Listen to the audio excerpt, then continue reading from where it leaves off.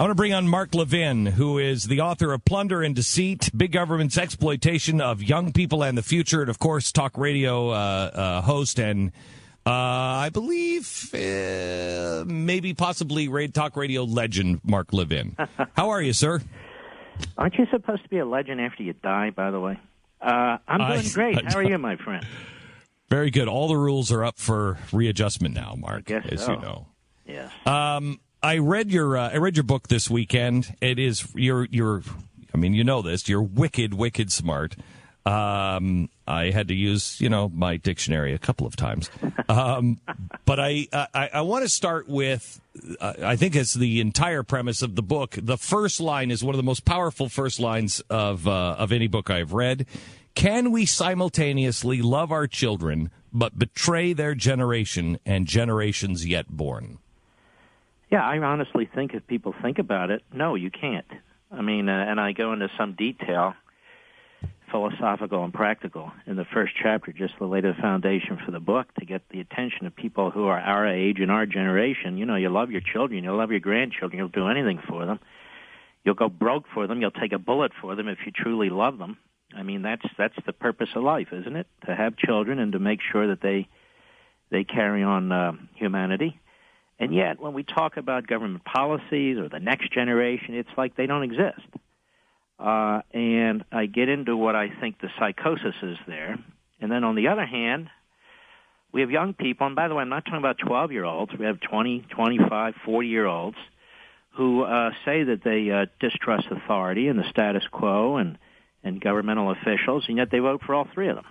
So I try to unravel some of that psychology, and then I just figure the best way to do this is to write a prosecutor's brief, if you will, on issue after issue after issue that I consider major issues on how big government is destroying this country, and most particularly how it is destroying future generations and young people. Yeah. You lay out a case. I mean, anybody who knows that we have stage 4 cancer, you read Mark's book and you realize, yeah, it's worse than I thought it was. As I said earlier today, this is the book, Mark, at least in my opinion, this is the book that you read and then you hand to a friend who says, it's not so bad. You hand them this book and say, no, here are the facts on how bad it is. In your chapter on education, good heavens. I mean, we've been talking about Common Core and all the things that are dragging us down. You have the actual stats in there on how bad things are. It's an abomination. We are truly trapping our children in slavery. You know, it's amazing, Glenn. The United States government, foreign governments, foreign institutions, they all report on themselves. And what they've reported on themselves is that our educational system is a disaster. We spend hundreds and hundreds of billions of dollars a year. For what? For buildings, for material things in the classroom, mostly for teachers' salaries and pensions. And benefits. You go in. Hang on just a sec. Go into what you said about the Heritage Foundation study on teachers' salary, because everybody always says that teachers are poorly paid, et cetera, et cetera. And you make the case, no, not really. No, when you take into consideration their benefits, which are enormous, and which go on their entire lifetimes after they retire, particularly their health benefits and their pension benefits, they're way out of line. I mean, you could say people not so much in similar positions, because there aren't similar positions, but similar economic status, when you consider that, make far less than a teacher. 70% or more of most local school district budgets are for teachers. And yet, let me ask you a question. Once a teacher's tenured, how do you remove them? Let me ask you another question. If your kid doesn't get along with a teacher, not because your kid is a problem, but the teacher may have a problem, can you move your kid out of that classroom? No. Let's say you have a problem with the Marxist propaganda being preached by that teacher or professor in college, or the textbooks or the lectures. Do you have any influence over that? Zero. You just pay up, and that's the way it is. And so people wonder, gee, why are these young people so liberal? Or why don't they understand what's going on? Why don't they appreciate their country? Why don't they know what the Bill of Rights are? Why don't they know that we have 3 branches of government? Because nobody tells them. That's why Day in and day out, they're being indoctrinated on this left-wing, hate America, hate faith, hate family agenda. But apart from the indoctrination and the left-wingism, these institutions are destroying them economically. The debt is massive. The Republican and Democrat debt, over $200 trillion in unfunded liabilities. And as I say in the book, Glenn, forget about this class warfare, let's tax the rich. The economy creates about $17.5 trillion a year in wealth. Let's pretend it's 20. And let's take every damn penny that's produced by the private sector for the next 10 years. We still could not pay down in any significant way what is the unfunded liabilities, which will be $500 trillion in 10 years. This is a catastrophe waiting to happen. You go in and you not only talk about the federal debt, but you give some stats on personal debt and household debt and the catastrophe that is our own personal debt in the next 5 years. Well, it's enormous. Let's just take a look at student loans. $1.3 trillion. $1.3 trillion, and now we, the taxpayers, are on the hook for this because Obama nationalized the student loan program. $1.3 trillion. What the hell do they get for it? You're going to college. You take a few classes a day. Maybe get 14 or 16 credits a semester. Why are you paying $50,000 to go to college? Well, I'll tell you why. The professors, again, are tenured and they're overpaid. Massive administrative costs. They can't stop building. One has to outdo the next with tennis courts and swimming pools and so forth and so on. Massive debt in our colleges and universities that these kids going through college are now having to subsidize. It has nothing to do with what's going on in the classroom, but I deal with what's going on in the classroom, too, providing more evidence on how these deans keep picking from the same 20 Ivy League and Ivy League light schools to fill up their faculty positions. So it's so incestuous. The ideology is so incestuous. Again, this book is written for parents and grandparents, but more precisely for young people. I call it the rise. I hate this word millennials. I don't know what the hell it means. It's sterile. And so I say the rising generation, young people, we're the governing, they're the rising. People can call them whatever they want. And I say, you know what? You young people better find out what the hell's going on and stir yourselves, or you're going to have nothing because we're stealing all this stuff from you. Okay, so, Mark, your last chapter is about... We're not going to discuss Trump endlessly. Oh, no, we're coming. No, we're coming back to Trump. We're coming back to Trump. We're coming back to Trump. Believe me. I'm just kidding. Trust me. But I want to talk to you about the last chapter. You say a civil rights movement. Right. I happen to 100% agree with you. However, all through your book, you are making a great case for, as you say, the rising generation and the ruling generation.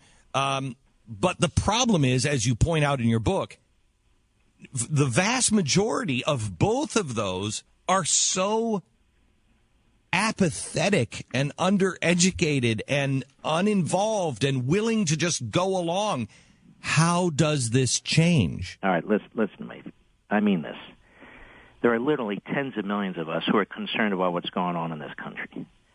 We don't know what to do about it. We're frustrated. We work every day. We go home. We cook our meals. We take care of our kids. We take them to Little League, or we're trying to take care of, in college, raise enough funds to try and give, buy their textbooks or something or other. We're being taxed the hell out of. We got to make ends meet. Government is a problem, but and it's ubiquitous. But we're trying to deal with what's going on in our own families. And what I'm saying to younger people is, in particular, you. And by the way, Glenn, every revolution. I'm not saying this is a revolution, so don't misunderstand. But every revolution it's a minority of people who start that. I mean, as you well know, it's about a third of the people in the colonies supported the American Revolution. About a third of them supported the Crown. About a third of them didn't give a damn. So right, and it was really only 8% that was actively involved. Well, that's what's important to remember. So we don't need everybody. We just need more people. And I think the process, what you do, what I try to do, it's the only way to do it. Things are going to come to a head one day. It's scary. It's scary really to watch a society deteriorate. It's dangerous. It's violent. They're going to come to a head one day, not because of anything you or I say or do, but because of just this rote, massive government devouring and consuming everything in its way, whether it's the culture, whether it's the economy, whatever it is. And so, the way I look at my book, there's 11 chapters. Back in the pre-revolutionary period, they used to communicate by pamphlets and sitting down at the table in the restaurant or talking to neighbors. I view each chapter as a pamphlet.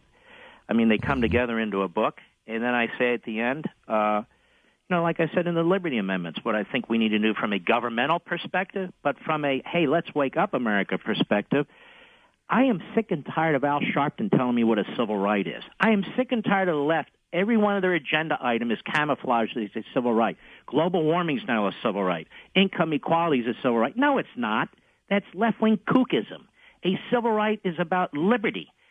A civil right is about prosperity. A civil right is about faith and family and national sovereignty. And for me, most of all, it's about a constitutional republic. We will define what a civil right is, and that's why I call it, and unbeknownst, I didn't know what you were involved in. I'm glad to hear it, very glad to hear it. I'm saying this needs to be a real and a vibrant civil rights movement, starting with a handful of people and hopefully moving along. But Glenn, if people don't want to be free, they're not going to be free. You can only do so much. Mark, I have to tell you, I am glad that we're friends, and I'm glad that I know you. Know that thanks to you, because you're a very honorable man. Well, thank you. But it takes two. The name of the book is Plunder and Deceit by Mark Levin. I can't recommend it highly enough. Read it over the weekend, and it is really, really good. And buy 2 copies, give one to a friend. Make sure that they read it. And you're looking for the friend that is kind of on the fence. Don't worry about the dummies that are just never going to get it. Give it to the one that you're on the fence, and I know you can get this. It's worse than you think. And give it to them. Mark, let me switch gears here and talk to you a little bit about. I know you did not like the debate last week. I honestly thought that the first 15 minutes were an abomination. I thought it was some of the worst stuff, and I immediately tweeted, "What is this? The Roman Colosseum? We're just getting cakes and circuses." However, I thought when they started asking the questions were tough on each individual. Where was your problem with what Fox did? I didn't have a problem with the first question. I thought the second question, I was sitting with a number of people, including women, and our jaw dropped. And I'll tell you why. Let me ask you guys a question. I heard you a little bit before I came on. Yeah. What is your takeaway from this? What's been discussed the last 4 days? Donald Trump.